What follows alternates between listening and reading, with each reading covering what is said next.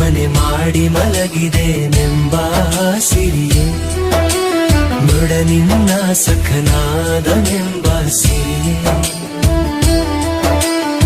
ಬಿಡದೆ ದ್ರೌಪದಿ ಮಾನ ಕಾಯ್ದನೆಂಬ ಸಿರಿಯೇ, ದೃಢವಾಗಿ ಹೇಳೆಂಗೆ ದೇವಕಿ ಸುತನೆ.